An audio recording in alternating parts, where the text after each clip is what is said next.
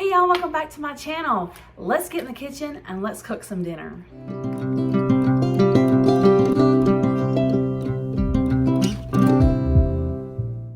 The first meal we are sharing this week is quick, easy ham and Swiss sliders.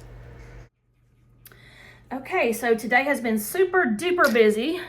So we're taking it simple tonight. We're gonna got like a little bit of this ham left from that sub night we had, and the ham I got from my grocery haul, and some Swiss cheese. And I'm excited about these because these are the Sweet Hawaiian rolls, slider size. They're already cut. And so I'm excited about that. And they were on sale, so that's even better. So I've got my oven preheating to 350 degrees. I've got a sheet pan here. If your sheet pan is not deep like mine, I would use a 9x13 casserole dish. My sheet pan is pretty deep, so I think it'll be fine. And so I'm just gonna take my rolls out of the package, place them on to the sheet pan. I'm gonna take the tops off really easily, trying not to break any of them. So I'm just gonna take my ham. This is the new ham. It's thicker, looks yummier. So I'm gonna put it on the bottom. Take the Swiss cheese, put that on the sandwiches. Yummy. Then I'm gonna take the little thin ham that I had and kind of put that on top to use that up. Which I'm glad I had that, or I wouldn't have had as much ham as I'm. We're gonna put our tops back on.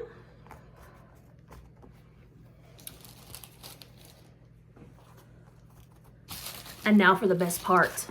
We're gonna make the sauce. Now for the buttery mixture to go on top, I'm going to melt 1 stick of butter in the microwave, and then we're gonna be adding tons of flavor to the melted butter. It takes about 1 minute. To this melted butter, it calls for Dijon mustard. I don't have any Dijon mustard. I have this stone ground mustard. I have a bunch of it that I use in a recipe, and I need to get rid of it. So I'm gonna use this. I'm gonna use about a tablespoon of the stone ground mustard. Then it calls for 2 teaspoons of minced onion, the dried minced onion. Just gonna eyeball that. 2 teaspoons of the Dub sauce, Worcestershire sauce. 1, 2. Then it calls for salt and pepper to taste. So salt, pepper. Going to give that a stir to mix that together and kind of melt down that mustard. Now I am going to take this and just spread it over the top of each of the sandwiches. I am now going to cover this with foil. I'm going to bake this at 350 degrees for about 25 minutes. So you know I don't like to waste anything. So I found a couple of carrots in my fridge that needed to be used up. So I'm going to cut these up so that can be a side for the ham and cheese sliders. We've also got chips, if you would like to have that on the side. And I have a bag of green grapes from last week that need to be finished up, so I'm gonna be serving grapes on the side as well. And here is our plate. We served this with carrots, grapes. Here is the slider with the ooey gooey cheese. This was very simple, ready in a quick amount of time, and we're even keeping it simple and eating on paper plates. The next meal that we are sharing this week is Mississippi pot roast. This was delicious. So the first thing that I'm going to do is I'm going to take this chuck roast from my butcher box. I had let that thaw for a couple of days in my fridge, and now I've put it in my crock pot. I'm going to take this package of ranch seasoning. I'm going to pour that over the top. Then I'm going to take this package of au jus gravy, and I'm going to pour that over the top. I'm then going to take some pepperoncinis that I have in my fridge. I'm going to put several of these whole pepperoncinis on top of the roast, and then I'm going to pour a little bit of the juice over top as well. The final ingredient is to place 1 stick of butter on top. I'm going to put the lid on and cook this on low for 8 to 10 hours. And here is the roast after several hours. I kept going in every hour, hour and a half, and basting the roast just because I happened to be home today. But then I shredded it with 2 forks, and then I just put the lid back on and covered it while I prepared some mashed potatoes. So I have a few of my russet potatoes that I have washed. I'm now going to peel them. I'm going to cube them up, cover them with water, and then put some salt in the water and put these on the stove to cook through. And here is my completed plate. This Mississippi pot roast was delicious, had tons of flavor. I served that on top of my mashed potatoes that I made with milk and butter. Delicious. Tonight's meal is a country vegetable plate. All right, tonight, folks, it's been a busy week, so already it's Monday. We're having a meatless meal. We're keeping it simple. I'm gonna take some cans of pinto beans. I've got that frozen breaded okra. I've got some cornbread mix. We're gonna make a southern country vegetable plate. So I'm going to go ahead and mix up my cornbread mix according to the package, get that in the oven. I'm going to get my beans drained and rinsed and in a pot, and we're going to start frying up the okra. So here I'm making up this package of cornbread according to the directions. The package calls for 1/3 cup of milk, and so I poured that in my measuring cup. And check out this milk. This was around April Fool's Day. This is what I found in my fridge after finding this note on the outside. So, April Fool's. Next, I am cracking 1 egg into my milk mixture. Next, I'm going to add in my muffin mix. I'm going to give that a stir. I have preheated my oven to 450 degrees, and I am preheating my cast iron skillet in the oven. Now I'm taking my cast iron skillet out of the oven where I had it preheating at 450 degrees. I'm going to pour my cornbread mixture in. I'm going to bake this for 20 minutes. I'm now going to put in my 2 cans of pinto beans. This first can, I drained most of the liquid off. I wanted to leave a little bit because I kind of like that bean liquid in there. So we'll add the next can. Just don't want too much. Then I am going to add 1 can of water.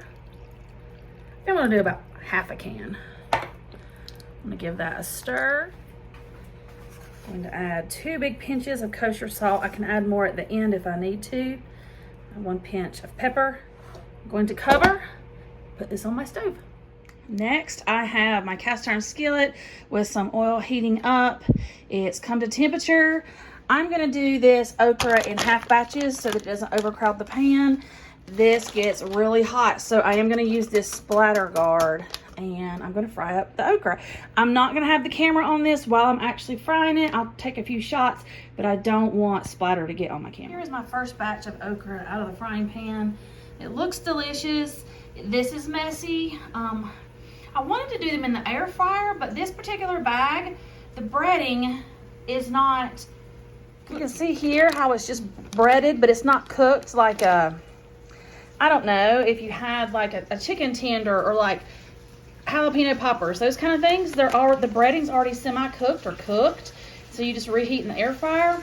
The breading is not cooked, so I was afraid to put it in the air fryer.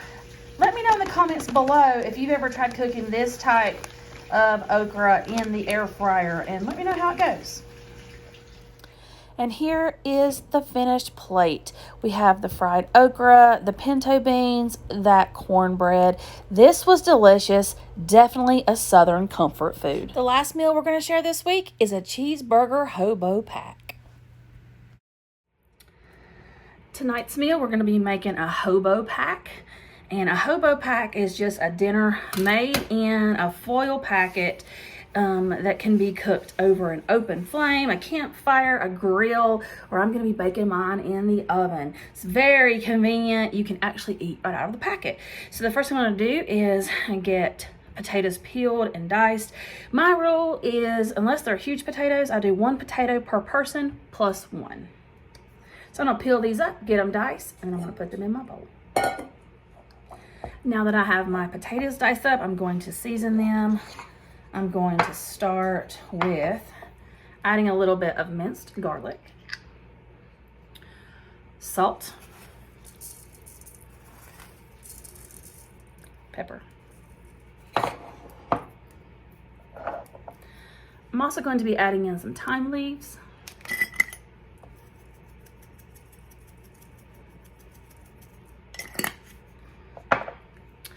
and some paprika. Next, I'm going to give that a stir.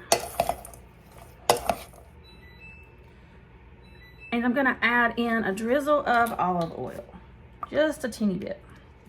And give that another stir to coat. Next, I'm going to take this sweet onion. I'm going to slice it.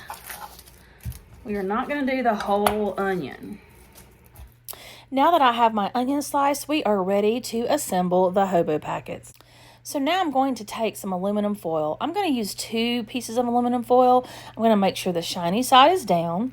I'm going to spoon on some of the potato mixture on the bottom. And then I'm going to place a slice of onion on top of the potatoes. I'm then going to put a pat of butter on top of the onion and then top with my hamburger patty. You can make your own hamburger patty. I just happen to have these that I had bought that were pre-made. Next, I'm going to seal up my packet. So I'm going to make sure and seal the top very well. And then I'm going to fold up the sides. We really want to make sure that none of the liquid can escape and that none of the steam can escape. So here is my completed packet. You can cook this on a grill. You could cook this on a campfire, but I'm just going to cook mine on the stove. I'm going to put it on a sheet pan at 400 degrees for about 45 minutes. So on the side, we're just going to use one of those salad kits that I got in my grocery haul. This one is Bacon Thousand Island. Thought that sounded good with a cheeseburger hobo packet. So I'm going to get this out in a bowl, and we're going to wait on our hobo packets, and then we're going to add the cheese. And here are the hobo packets. I opened them up to check. They are definitely done after 45 minutes. I'm just going to add a slice of American cheese. You could add whatever cheese you wanted. And this is what it looks like once it has melted. You could eat this right out of the packet. This would be great for a camping trip. But for my family tonight, we're going to put it on a plate because we're going to serve it with that Thousand Island salad. So here you can see this delicious meal.